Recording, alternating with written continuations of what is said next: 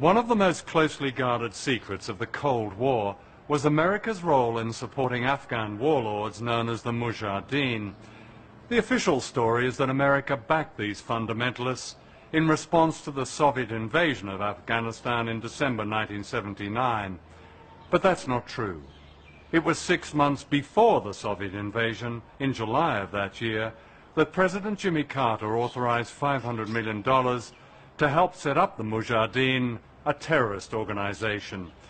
The American people were completely unaware that their government, together with the British Secret Service, MI6, had begun training and funding Islamic extremists, including Osama bin Laden. Out of this came the Taliban, Al-Qaeda, and September the 11th.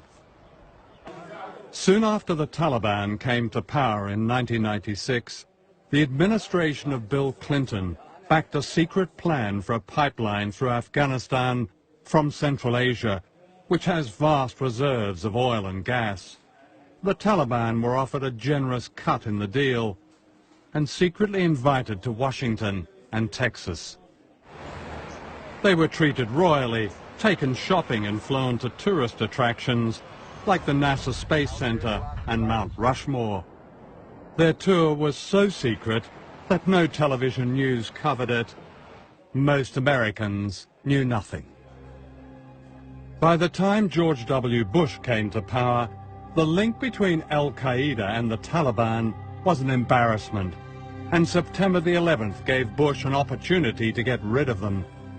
Today, Afghanistan is run by a regime installed by the Americans, and the pipeline deal is going ahead. September the 11th also presented an opportunity to an influential group who, even by Republican Party standards, were extreme.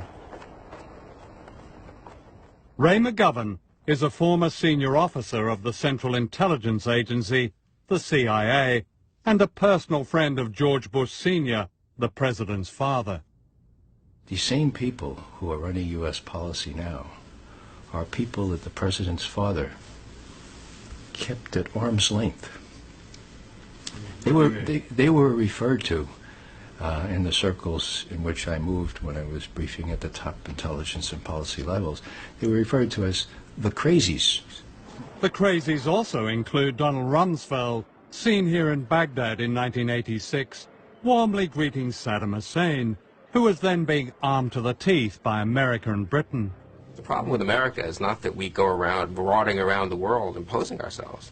The problem with America in the last 10, 15 years since the end of the Cold War, really in the last 60 years, is that we've been too slow to get involved in conflicts. Outside America, people have worried about the United States conducting an unprovoked attack on a country, a sovereign country. Are they? Yes, they are. Really? They're worried we're going to attack Britain, France, Germany, any democracy? No, because any decent regime? No, the United States doesn't usually attack strong countries. Do we attack decent countries? No, I said strong countries. Well, I'm asking decent countries. I don't know. Are people really worried the U.S. is going to go a decent, law-abiding country, and the U.S. is going to come in and say, we don't like the look of you, we're going to depose you? Is that something the U.S. has done quite often? How many countries has the U.S. attacked in the last 15 years? Well, since World War II, there have been 72 interventions by the United States. Was that right? Yes. That's ludicrous. Well, it's not ludicrous, it's true.